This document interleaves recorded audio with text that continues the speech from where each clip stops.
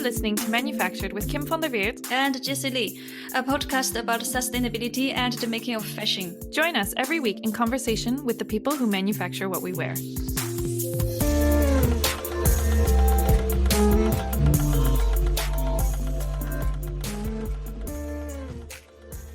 This week, we continue our conversation with Nurul Muktadir Bappy.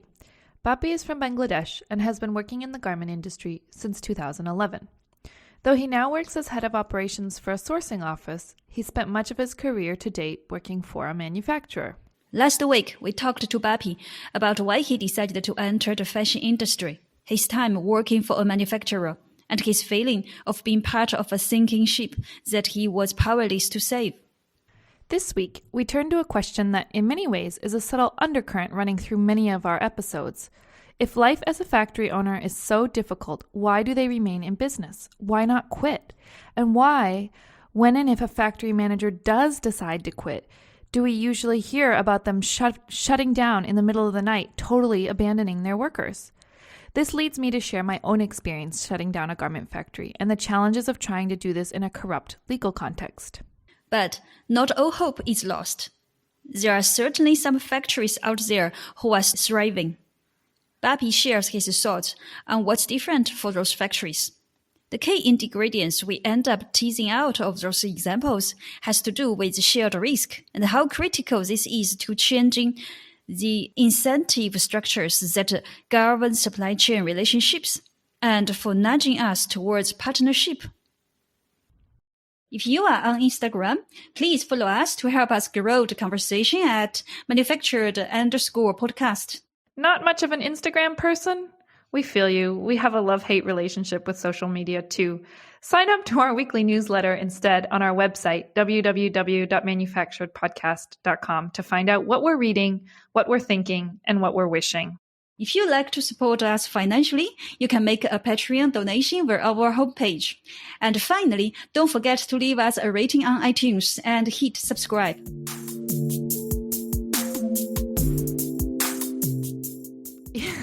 Bappy, you've painted a pretty grim picture. Life as a factory owner sounds pretty rough. It must be at least the job our listeners want to do now. Yeah. So if business is so unprofitable and if life is so hard, why do factory owners keep going? Why don't they just quit, leave? Yeah, that's exactly the question I want to ask too many times. One thing is, let's start with the negative part. One thing is in Bangladesh, there is no way to quit the business per se. Bangladesh is it is a corrupted country. It is a third world country. We do not have systems in place. We do not have, even the government offices are not functioning properly. So there are laws, there are lack of laws that is stopping the owners from, getting out of the business. What happens is, if I am a buying agent, like say right now I'm working for a sourcing office, for a sourcing office, he will think that having a factory would solve all of my problems. I don't have to face delay shipments, quality problems, and everything. A fabric supplier thinks that all of my margins is in the garments factory who is sewing it. A washing supplier, he thinks that the same, that okay, if I have a garment supplier, I would upgrade my go upward my supply chain. But at the end of the day, garments is the part where all the variables collide, and at the end of the day they have no way to escape. There is no chapter 11 in Bangladesh. So if you want to stop a factory, immediately you cannot. In Bangladesh there is no furlough in place. You cannot furlough your workers. Here you cannot lay off your workers. If you lay off your workers, the next day your picture will be on the newspaper and you will have like 1,700 workers sitting in front of your factory gate. Most of them are not even your workers. So, in this situation, for the owners to get out of a business is very difficult. And there is risk in all of the business. There is liability in all the businesses there are. But in this case, you cannot just stop it. See, if in this month of September, if I see that my liability is getting out of control and in the upcoming shipments will be my last one, I have to run 3 months my factory, right, to ship the goods that are already in production. But if I give the notice to my workers that, okay, I am giving you this legally obligated 3 months notice that in December the factory will be closed, immediately from next morning, workers will stop working. Just they will sit on their machines with this demand, that demand, the accessory supplier will come, banks will come, lots of debacles. So what happens is, in most cases, or not in most cases, in some cases, factory owners don't give a notice. They just stop working after the last shipment is done, and then they shut down the factory because there is no getting out. So as I said, that sometimes people think that having a factory will solve all of their problems. And also they have this confirmation from customers that, okay, after you have a factory, I will increase the capacity. That also plays a role. So this is the sad part. So, my last task before leaving Cambodia was actually to shut down the factory that I'd been managing and consolidate it with another one of the factories within the group that I was working for. And this was an experience which really challenged a lot of my assumptions about how one should or can or is able to go about exiting the business. And it speaks to a lot of, I want to share a little bit about that experience because it speaks to a lot of the points that you just listed, Bappy. But before I explain how we went through this process of shutting down the factory, I think it's worth taking this opportunity to also, even though it's not directly related, explain how we ended up in this situation. And give a bit of a factory management 101 crash course on the different variables that were within our control and that were outside of our control. So as a factory, you have to cover the direct costs of the products that you're making. So that includes materials and the people actually physically making those goods on the production floor. And then you have overhead cost, fixed costs like rent and management staff, a cost that basically stays the same each month regardless of how many pieces you sell. So let's say your overhead is $100 per month. And let's say you sell one kind of product and the direct cost on those products, so materials and labor, is $1 per product. If you sell 100 pieces per month, you'll have $100 in direct cost plus $100 in overhead. So you would have a total cost in that month of $200. So you'd need to sell each piece for $2 in order to break even. If you sell 200 pieces in a month, you'll have $200 in direct costs, plus that same $100 in overhead. So you would have effectively in a given month $300 in costs. So you would have to sell 200 pieces at $1.50 each to break even, in very simple terms. So as a supplier, if the price the brand pays you continues to go down, you have only three options. Either you sell more products to ensure that you continue to cover your fixed overhead, or you find a way to reduce your direct costs, so the cost of your raw materials and the people making those products, or you find a way to reduce your overhead costs. So I want to kind of step you through each of these options one by one. So the first option is to sell more products. So we did try and do this, and we had effectively diversified our customer portfolio by quite a bit in the years preceding. But in the face of such significant requests for price decreases from our primary customer, it just wasn't enough. We also were looking for a certain kind of customer because we didn't want to end up in the same situation down the line just with someone else. We were looking for smaller, sustainability-minded brands who shared our values, partners whose smaller size meant that we came to the negotiating table on more equal footing. Partners who didn't work with lots of other suppliers, meaning it was harder for them to switch an order over to someone else over a couple of cents. And working with smaller brands who didn't have lots of suppliers and for whom it was harder to switch suppliers meant that they really had a vested interest in our success. So that was the kind of relationship we were looking for. And so while this was the best long-term strategy for the company, it also meant customers who placed orders for smaller quantities of products and that their orders weren't enough to replace the revenue we'd lost from our primary customer over the years due to price pressure. So the second option is you find a way to reduce your direct costs, the cost of your raw materials and the people making those products. So maybe in some cases there are efficiency gains to be had. Like, for example, where you can improve your technique or get faster and therefore cheaper at making a product. But we were making cleaning cloths that get sold with eyeglasses or with eyeglass pouches. So literally squares. And there were only so many improvements we could make to improve, to get for efficiency gains. And meanwhile, the reality was that our direct costs were actually going up year on year. Minimum wages were rightly increasing, and inflation meant that our raw materials were getting more expensive too. So we had our primary customer asking for prices that were 10 to 20% cheaper year on year, while our direct costs were actually going up. So this really only exacerbated the problem. And the third option is that you could find a way to reduce your overhead costs, and this is what we ultimately settled on. It was the only viable option. The factory that we wanted to shut down was in a rented space, and we had enough land at one of our other factories, which was also land that the company owned, to be able to consolidate the two factories with minimal extra investment. So instead of having two HR departments, two security teams, etc., we could cope with just a slightly increased management staff at the second facility.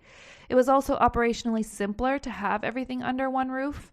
And the practical reasons we'd set up, or for which we'd set up two different facilities in the first place, no longer really applied or were relevant.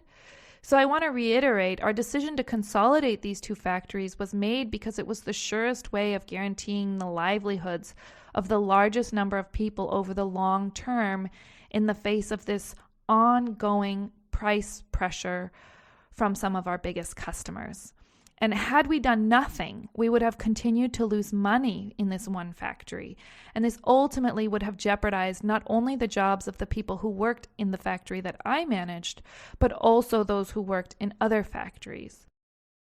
That's the end of my Factory Management 101 class, but I just think it's useful to have as context and as understanding, because otherwise, if I talk about closing the factory, listeners might be wondering, well, what did they do wrong to end up in this situation in the first place? And it shouldn't matter. How difficult it is to shut down a factory is irrelevant if the factory managers can just get it right in the first place. The factory that we were closing was its own legal entity and was out of money. So in other contexts, the bankruptcy would have been the obvious option. The challenge was, as you say, Bappy, that it was very difficult to declare bankruptcy. The lawyers we met with told us it was basically impossible and strongly advised against it. They said it would have taken years and a significant amount of money. We read between the lines that we would have had to pay a lot of bribes. So filing for bankruptcy wasn't an option. So the next option we had available at our disposal was basically just a mass layoff. And under Cambodian labor law, when staff are terminated in cases that aren't related to gross misconduct, they are entitled to notice period and to severance pay. And they are also entitled to claim for damages. Now, if the factory redundancies are for valid reasons, the factory may be able to avoid damages, but only the court can decide what a valid reason constitutes. So just like filing for bankruptcy is undesirable when the government is corrupt, so too is going to court. It's my experience that workers in Cambodia, upon being terminated, usually claim damages on top of their severance and their notice period. So with regard to damages, we had three options. Either we paid the damages and avoid the problem completely, but for a high price, it roughly doubled the payment to our workers. Or we took our chances in court and prepared ourselves for a long, drawn-out and opaque battle that also would have cost us. Or we negotiated an agreement directly with the workers. We considered the third option of negotiating an agreement directly with the workers, and we met with the Ministry of Labor to get their input, and their perspective surprised me. It was November 2019, a particularly tense political moment for the country as the leader of the opposition had announced his intention to try and return from abroad. So the Ministry of Labor was very keen to avoid any unrest and indicated that they would support us to talk with workers, explain that we were indeed closing for financial reasons, and urge them not to pursue damages. They thought there was a good chance of success, but that it would likely have taken a couple of days of strikes to resolve. Our lawyers had been part of cases where machines and equipment were also damaged as a result. It's important to point out that in conversations about workers' rights, government is often referred to as a monolithic stakeholder. But what I experienced in this situation was the opposite. I'm going to speculate or make an educated guess that the branch of government dealing with bankruptcy had very different things driving its decisions relative to the Ministry of Labor. Sure, it's all one government and one party in this case, but the support of garment workers is very important to the ruling party. Garment workers are a key stakeholder, therefore, for the Ministry of Labor. Again, I'm making some educated guesses. But even if I'm wrong about the details or the specifics, what remains true is that government isn't a monolithic stakeholder with a single common set of interests. And in Cambodia, I think just like you alluded to, Bappy, in Bangladesh, you often hear about factories closing up overnight without any notice and totally abandoning their employees. And I think as an outsider, myself included, as an insider, as a factory manager in Cambodia who had not personally experienced trying to close down a factory, I looked at those stories that I read in the news and I said, this is unconscionable. How could a company just abandon its employees, its workers like this? And I kind of reduced it to these owners or these managers being bad people. And in hindsight, that was, I'm not sure whether the right word is unfair or incomplete or maybe some combination thereof. I was sort of, I think, subscribing to a single story that I'd heard over and over about factory managers and the way they treat their staff, that to explain something that I didn't understand. But after having been through this myself, I suddenly understood why this, and I don't say I condone or even justify, or even that I would have made the same decision, but I understood why factories were doing this. Because I think even if you want to honor your commitments to your workers, the local context in this case made it very difficult to do so.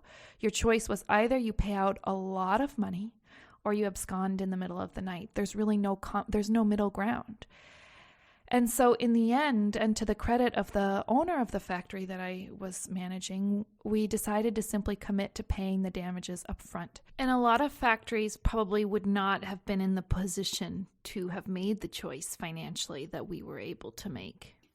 My partner listened to one of our podcasts a few days ago, and he asked exactly the same question. Why don't the suppliers just quit the business? It looks so hard to keep a garment factory running well and profitable. And naturally, that put me back to my experiences when I worked in China. So in China, people who open a garment factory don't just jump into the industry out of blue. They are either in the industry already for a few years, or someone in their network already in the industry. For instance, it could be someone who works in a garment trading company or buying office for a few years. After getting a good understanding of the business, they decided to open a garment factory for more profit or for a better quality control and so on. Or it could be they are not in the garment industry, but someone in their network, like relatives, families, schoolmates, former colleagues, former bosses, friends, etc., are already in the industry and are willing to introduce them some business opportunities. And that just reminded me the indirect interview we made with Mr. Lin. And if you haven't listened to episode 18 on subcontracting with Mr. Lin, highly recommend you go back and check it out. Why he joined garment industry and why he started to open a small knitting factories in Phnom Penh, and all that because at that time he has a relative actually already worked in the government business and wanted to introduce him some business. That's how he started. So in those cases, you will see most of the government suppliers are motivated by a promising future of success made by their contacts. And there are some strings too holding them in the industry that they can't leave as easily as they would like to. I have a good example. A few years ago, when I worked as a merchandising manager for a French group in Shanghai, we have a very good supplier. The business owner used to work as a trader, so they understood very well what brands or retailers want. They wanted to have a better control of quality and delivery time. And of course, if they do a vertical integration, trading plus garment making, they can get a bigger slice of the cake from the market. So they decided to open a garment factory. With their own capital, they also made some loan from the bank. They rent a big piece of land with new buildings on it. They purchased the machines and hired skilled workers, started the business as a garment manufacturer. It went very smooth at the beginning, but quickly things turned wrong. Buyers were late for a few approvals before Christmas, and late again before Chinese New Year. Late approval caused late manufacturing. Late manufacturing means late shipment, and late shipment means big payment discount, or even worse, no payment, as the orders will be cancelled even the products were made. So to catch up with a very tight schedule, the supplier arranged a shift, which caused strikes. In the end, a few big orders were just cancelled, and that made the first crack on their capital chain. They struggled for a while before closing the factory. I still remember the long, slow, and painful feeling to witness their closing the factory, and I still feel very sorry for them. The rental contract is usually for 3 or 5 years or even for longer time. And when they can't carry on and decided to quit business, in lots of cases, there are still some bank loans needs to be paid. Some payment needs to be collected from their clients. And some payment needs to be wired to their suppliers. And some arrangement needs to be done with their employees. Those are the strings holding a garment supplier stay in the industry, that they can't just quit easily. Ultimately, I think in the fashion industry as a manufacturer, there's a very low cost of entry and a very high cost of exit. And so it's like once you're in, you're kind of stuck. Stuck is the right word. How do we break this cycle? That's a very big question, actually. I haven't figured it out, but I think we can also look at the reality or look at the real life. There must be, of course, some I know. clues. Yes, and of course, it's happening all the time. There are some factories who are doing very well, and I'm wondering the reasons behind the fact they are doing very well. What could be the reasons and why? I do have to say that despite all of this, there are thriving factories in Bangladesh. There are very bright individuals who are working in Bangladesh. There are very astonishingly supportive customers we have seen along the way who have always been there to actually invest in this business and develop this. What do you think is different about those? What's the ingredient that makes those companies such a success or an example? I don't know much about the very good factories in Bangladesh, or not much, I mean the background story. But what we do see is that for them, their customer is occupying a big chunk of their capacity, and their customers are investing in their supply chain. Say, for example, one of the customers is paying for the fabric, or one of the customers is paying for the accessories, or shipping the goods in free of cost, FOC. So there's shared risk. They are sharing the risk, and that completely changes the narrative. Then their quality people will not come to factory to give rechecks or make short shipment, because he knows that I have to report to my office that why there was a short shipment, why there was a goods recheck. So I can't just hold the factory responsible and then ask a bribe to pass the inspection. That changes the entire narrative. And when we have, during COVID time, we have seen that most of the medium great customers who lack supply chain, who lack development skills, they are actually better in terms of commitment, in terms of payment, maybe because they are small scale, they can manage better. But the very big ones, because they have a global The supply brands, chain, you I don't mean? know. Yeah, the brands. They are sometimes riskier. They are very riskier, and the commitment wise, risk sharing, risk wise, they are not a very good partners for the factories. Yeah, or like one of the things that we found at Pactix was that like working with customers who were smaller, we had similar experience to you, that the customers who were smaller were actually much better partners. And I think it was because like you're somehow less replaceable, you know? And like what you said, Kim, in another day, you described you and me, I think, our former client, that he said the reason he doesn't want to place order because he doesn't want to put all the eggs in one basket.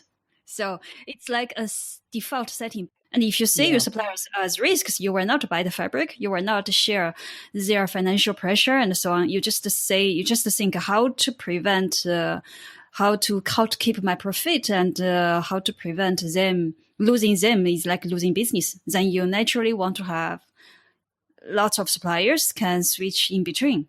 And if you see the suppliers as partners, then you naturally want to share their financial pressure as you rely on them to deliver the goods you want. So it's totally different mindset.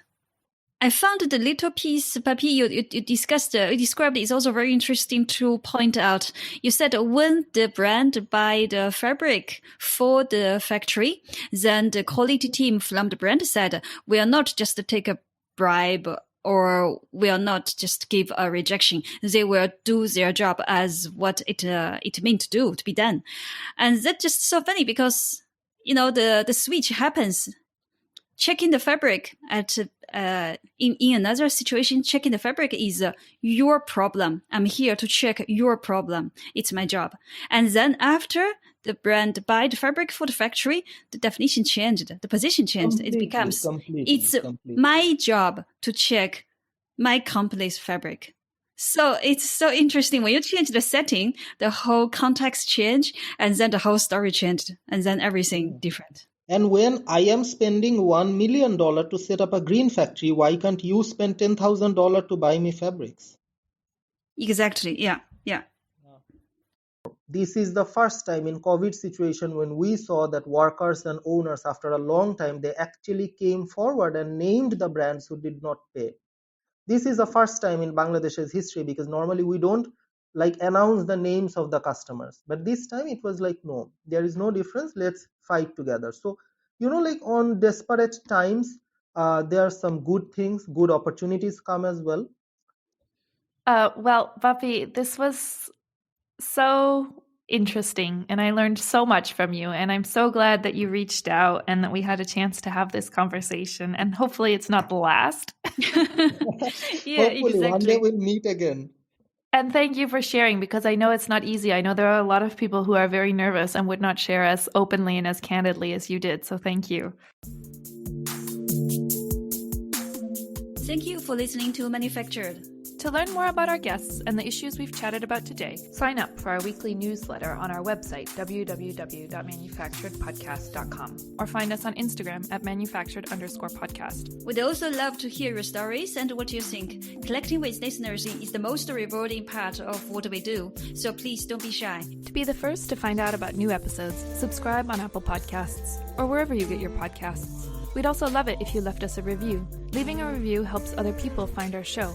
And finally, if you'd like to support us financially, you can make a Patreon donation via our website homepage. Thanks for listening, and see you next week.